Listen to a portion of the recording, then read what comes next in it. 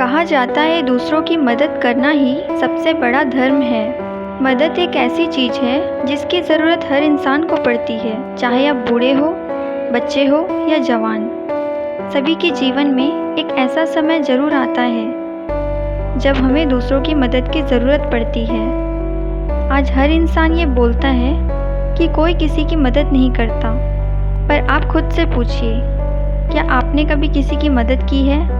अगर नहीं, तो आप दूसरों से मदद की उम्मीद कैसे कर सकते हैं? किशोर नाम का एक लड़का था जो बहुत गरीब था।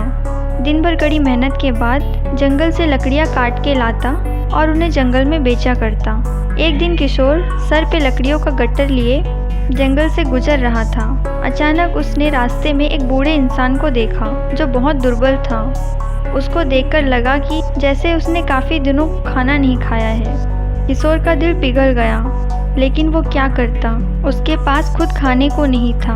वो उस बूढ़े व्यक्ति का पेट कैसे भरता? यही सोचकर दुखी मन से किशोर आगे बढ़ गया। आगे कुछ दूर चलने के बाद किशोर को एक औरत दिखाई दी जिसका बच्चा प्यास से रो रहा था, क्योंकि जंगल में कहीं पानी नहीं था।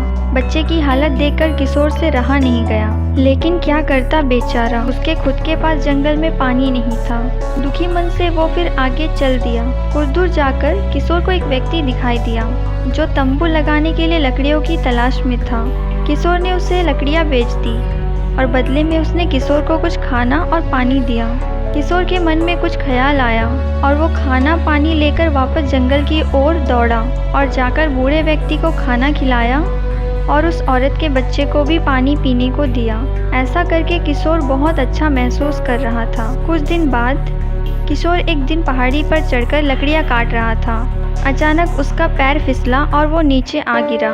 उसके पैर में बुरी तरह चोट लग गई और वो दर्द से चिल्लाने लगा। तभी वही बूढ़ा व्यक्ति भागा हुआ आया और उसने किशोर को उठाया।